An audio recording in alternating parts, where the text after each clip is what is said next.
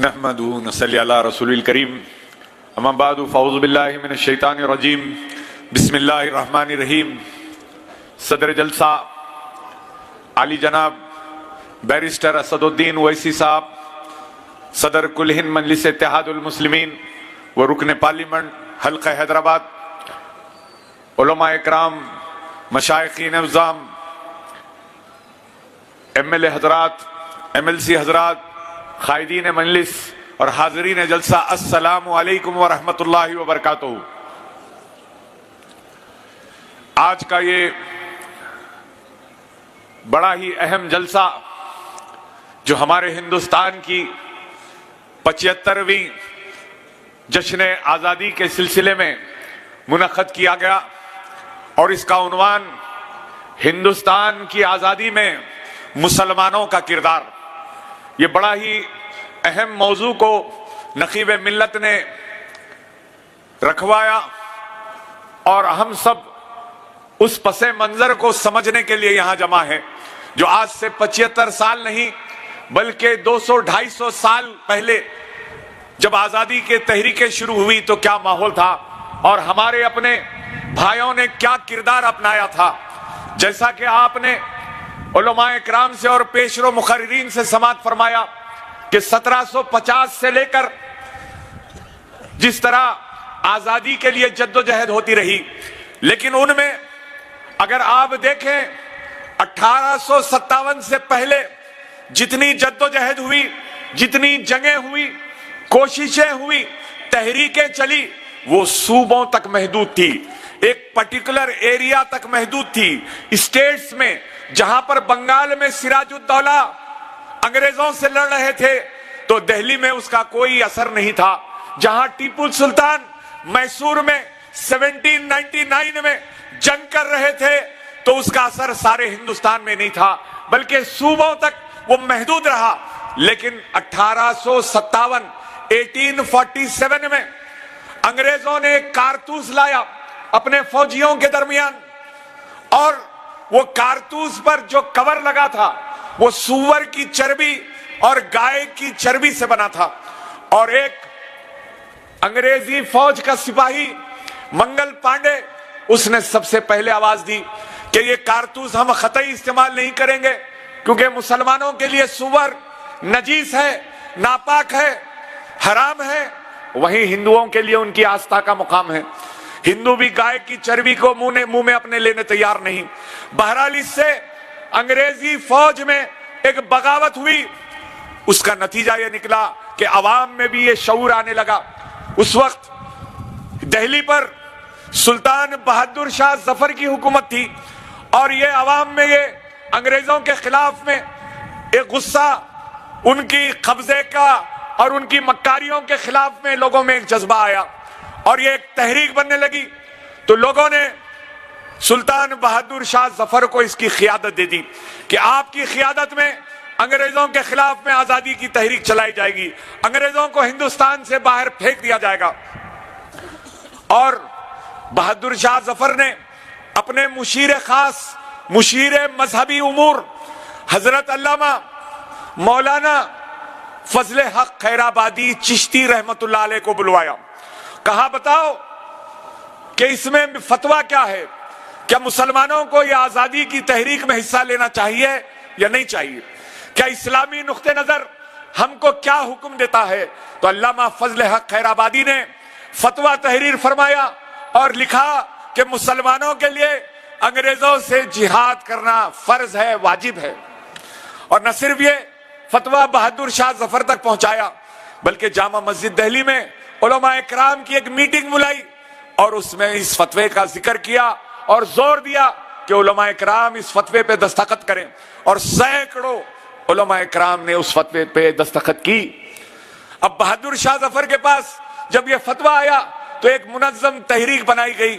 بخت خان نام کا ایک وفادار جنرل تھا بہادر شاہ ظفر کا، اس کو آرمی چیف بنایا گیا، یعنی تحریک آزادی کے مجاہدین کو ٹرین کرنے کے لیے، ان کو تیار کرنے کے لیے بخت خان کو ذمہ داری دی گئی، اور چنانچہ بخت خان یہ پہلی تحریک آزادی کی کسی فوج کا جرنل بنا تو وہ بخت خان بنا۔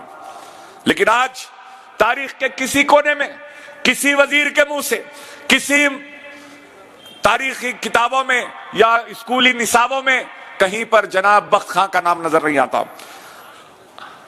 جب انگریزوں کو معلوم ہوا کہ علامہ فضل حق خیر آبادی نے فتویٰ دیا اور جہاد کا حکم دیا تو انگریز ان کے پیچھے لگ گئے۔ علامہ فضل حق خیر آبادی روپوش ہو گئے، لیکن جاسوسوں کی مدد سے ان کو گرفتار کیا گیا، عدالت میں پیش کیا گیا۔ تو جو وکیل ان کی طرف سے لڑنے کے لیے آئے تھے انہوں نے کہا کہ صرف آپ مکر جائیے، آپ کہیے کہ فتوے سے کوئی تعلق نہیں ہے، کیونکہ آپ کے خلاف میں کوئی ثبوت ہی نہیں ہے کہ فتویٰ آپ کا ہے۔ لیکن آپ نے کہا میں مقدمہ اپنا خود لڑوں گا، اور علامہ فضل حق خیر آبادی نے اپنا مقدمہ خود لڑا۔ جب جج نے پوچھا کیا آپ نے یہ فتویٰ دیا تو آپ نے کہا بے شک میں نے فتویٰ دیا، میں ہی دیا فتویٰ۔ جب کہا کہ آپ کو اس فتوے سے پچھتاوا ہے تو آپ نے کہا اگر پچھتاوا ہوتا تو فتویٰ ہی کیوں نہیں دیتا۔ تو تحریک آزادی کا جو اصل جو منبع بنا، جو ہیرو بنا، ان کا نام علامہ فضل حق خیر آبادی چشتی رحمت اللہ علیہ۔ He was the first hero. He was the first organizer. وہی تھے جن کے فتوے سے ساری، کیونکہ اس وقت آپ کو امام کا درجہ دیا جاتا تھا، لوگ ان کو امام اہل سنت کہا کرتے تھے، اتنا ریسپیکٹ تھا۔ علامہ مولانا محمد احمد رضا خان فاضل بریلی کے دادا استاد تھے علامہ فضل حق خیر آبادی رحمت اللہ علیہ۔ جس طرح ابھی آپ نے مولانا سے سماعت کیا، مولانا سید کفایت علی کافی رحمت اللہ علیہ، جن پر وہ بھی فتویٰ دینے والوں میں شامل تھے، ان کے اوپر بھی مقدمہ چلایا گیا۔ 2 دن کی صرف سماعت میں فیصلہ پھانسی کا دے دیا گیا، اور جب وہ تختے پر پہنچے تو مسکرا رہے تھے، کوئی غم کے آثار نظر نہیں آتے تھے۔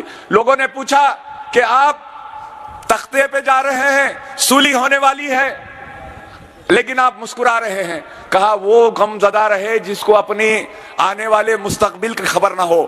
میں تو دیکھ رہا ہوں کہ یہاں پر میری روح پرواز کرے گی اور میں سرکار دو جہاں کا دیدار کرنے والا ہوں۔ یہ عقیدہ تھا، یہ جذبہ تھا، کیونکہ مسلمانوں سے انگریزوں نے حکومت چھینی تھی۔ مسلمان سب سے زیادہ غصے میں تھا، مسلمان سب سے زیادہ انگریز سے بیزار تھا۔ تو شروع کے جتنے تحریکیں ہوئی اس کی ساری قیادت مسلمانوں نے کی۔ اور یہ بھی ایک حقیقت ہے کہ آزادی کی تحریک میں مسلمان، ہندو، سکھ سب نے حصہ لیا۔ تو بتلایا گیا، اس تحریک کے ذریعے تمام قوموں نے بتایا کہ اگر اتحاد کے ساتھ ملک کی ترقی کے لیے، ملک کے لیے کام کیا جائے تو انگریز جیسے سپر پاور کو بھی مٹی میں پھینک دیا جا سکتا ہے۔ آزادی کے وقت اگر صحیح معنی میں پوچھے، سب کا ساتھ تھا، سب کا وشواس تھا۔ آج جملے بازی ہے، لیکن وہ تحریک آزادی میں سب کا ساتھ تھا۔ اور اسی طرح ایک مجاہد آزادی جن کا تذکرہ کرنا میں ضروری سمجھتا ہوں، آپ کئی ایک پیشرو مقررین سے بہت نام سنے، میں مختصراً صرف 2 یا 3 ان مجاہدین آزادی کا تذکرہ کرنا چاہتا ہوں۔ ان میں ہے حضرت مولانا سید شاہ ہدایت رسول قادری الجیلانی رحمت اللہ علیہ۔ آپ سرکار پیران پیر شیخ عبد القادر جیلانی رضی اللہ تعالیٰ عنہ کی نسل سے تھے، سرکار پیران پیر کے شہزادے تھے۔ آپ بہترین مقرر تھے، آپ کی فن خطابت کا کوئی ثانی نہیں تھا اس دور میں۔ آپ جو خطاب فرمائے تو آپ نے بھی فتویٰ دیا کہ انگریزوں کے خلاف میں جہاد کرنا مسلمانوں کے لیے فرض اور واجب ہے، اور آپ کے جلسے منعقد ہونا شروع ہو گئے۔ انگریز پریشان تھے، آپ کی ایسی فن خطابت تھی۔ احمد رضا خان صاحب فاضل بریلی رحمت اللہ علیہ نے کہا تھا کہ اگر ہدایت رسول جیسا اور ایک مقرر اور میرے جیسا ایک قلمکار اگر اور جمع ہو جائے تو 4 آدمی کافی ہے ہندوستان کو آزاد کرانے کے لیے۔ یعنی اتنا اثر تھا ان کی تقریر میں۔ اور آپ ایک قانون کے خلاف میں، انگریزوں کے قانون کے خلاف میں آپ نے احتجاج بلند کر دیا اور اعلان کر دیا کہ کوئی سبزی والا، کوئی دودھ والا، کوئی دکاندار صرف ہندوستانیوں کو اپنا سامان بیچے، انگریز کو نہ بیچے۔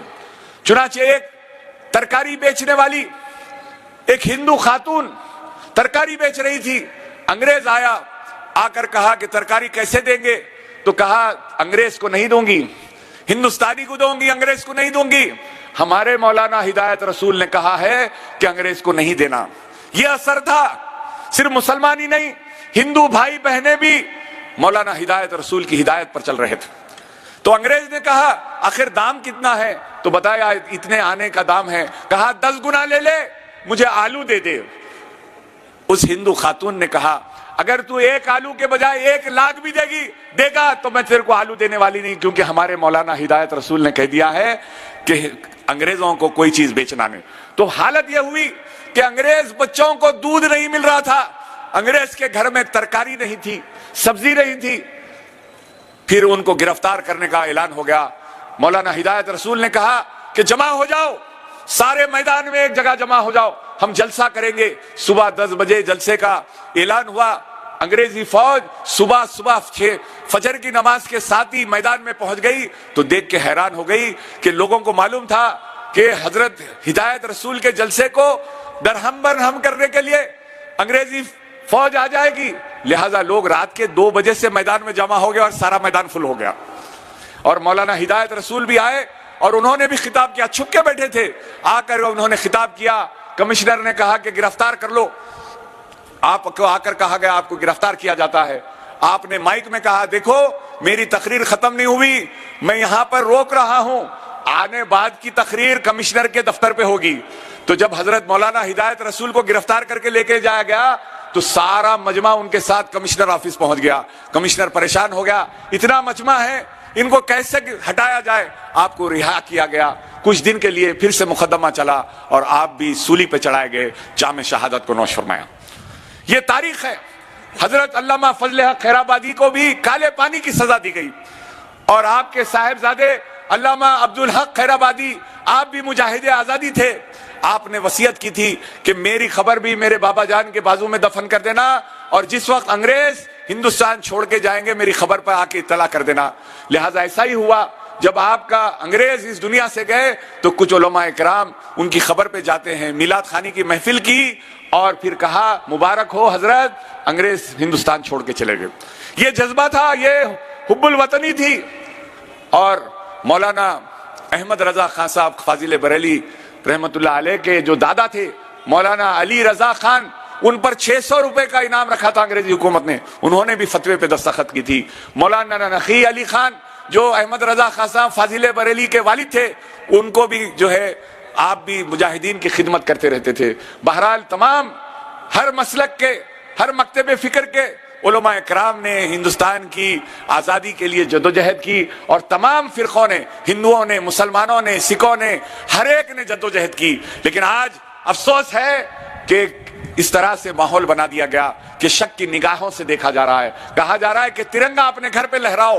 میں بتلانا چاہتا ہوں، ارے تم حیدرآباد کبھی آئے نہیں، الحمدللہ ہر گلی میں جھنڈا چڑھتا ہے یہاں پر، اور انشاءاللہ چڑھے گا. اب کی بار بیرسٹر اویسی صاحب کے ساتھ جھنڈا چڑھے گا انشاءاللہ تعالی. ہر گھر میں چلے گا، ہر گلی میں لگے گا. لیکن اگر تم زبردستی کرو گے، اگر تم اس طرح سے بکواس کرو گے تو پھر ہم کو بھی یاد دلانا پڑے گا کہ 50 سال جھنڈا کہاں تھا.